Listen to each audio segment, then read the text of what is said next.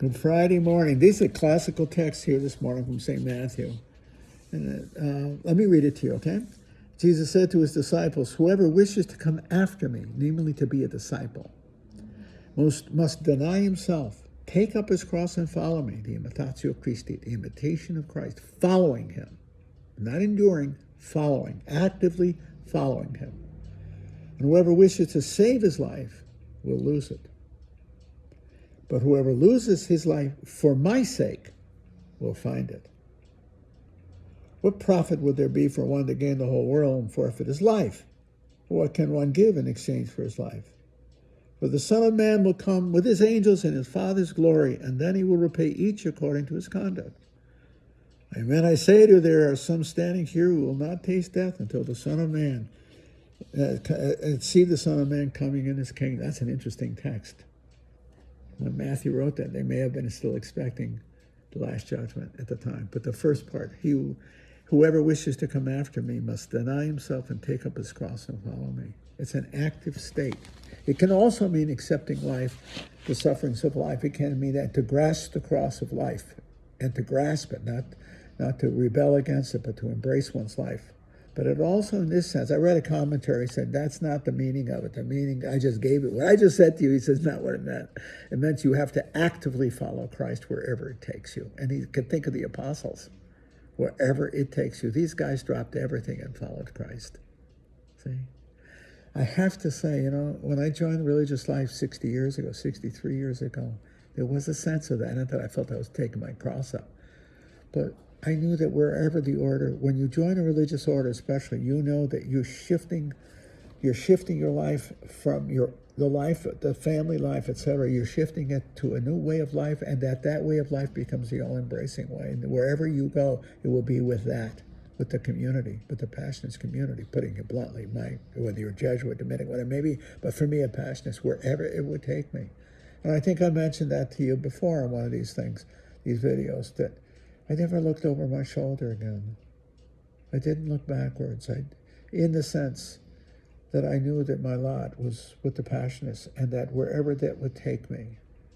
I can't say I honestly mean that. I don't think I ever wanted to go back. I always wanted to go forward. I wanted to be a Passionist. I don't know if I'd be a priest today if I weren't a Passionist priest.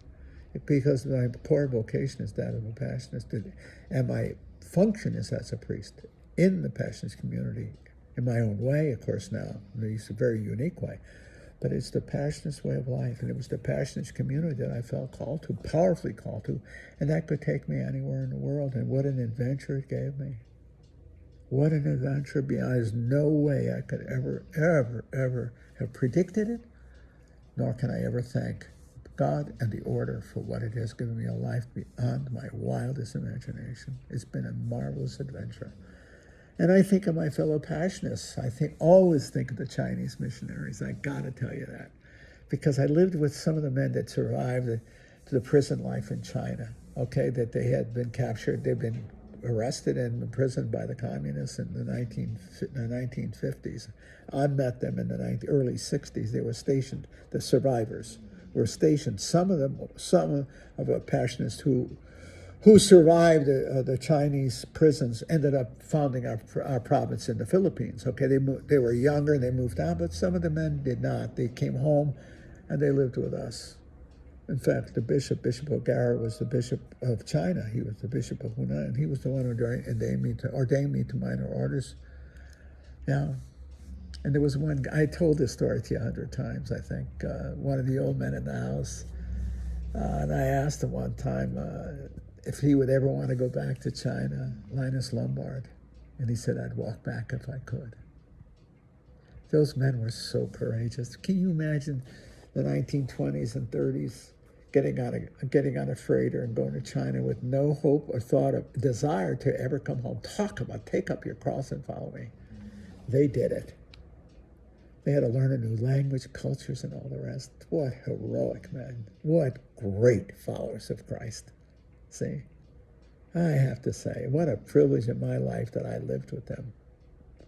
I think one time I think Sarah visited me, my friend Sarah visited me. We were both in New York at the same time, and she came to visit me at the monastery. I forgot, we were there for a meeting or something. I said, Sarah, come on, take her in the backyard. And I went and took her in the yard, and it was the cemetery.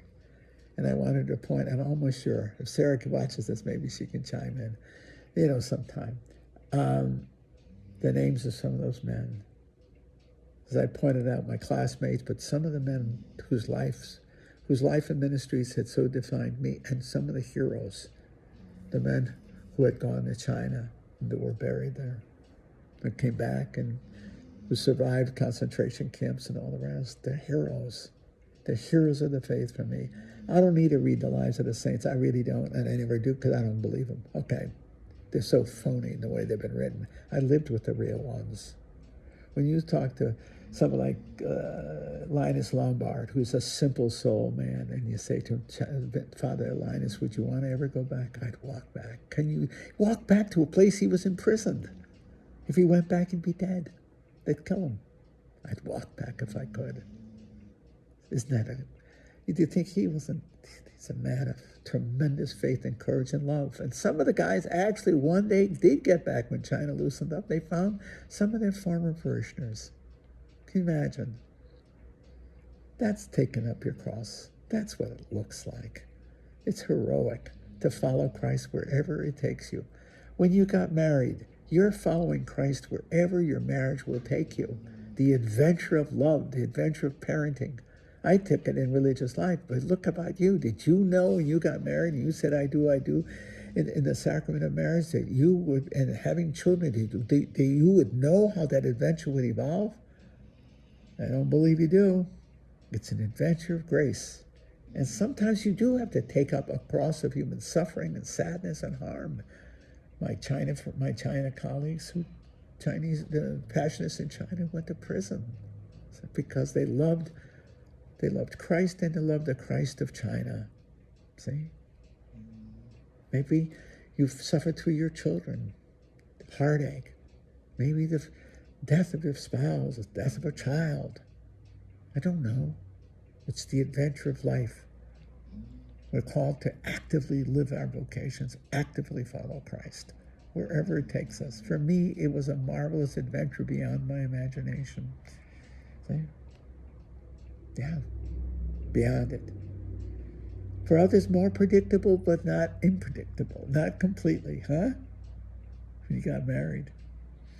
Yeah. When you got your families, careers, the adventure, following Christ, fulfilling the sacrament, living out the sacrament and fulfilling the sacrament to which you were called. And it's adventure. Isn't that something? I think of my father as he came to this country. Talk about an adventure. 17 years old, gets on a boat, doesn't know the English language. Yeah. At 18, 17 years old, 15 years later, 17, he goes back on the greatest luxury liner in the world, the Normandy. Say it with my mother. See? Adventure. Following Christ, following one's conscience, following one's goals in life, in all the complexities of life itself, and bearing the cross, all at the same time. Neat.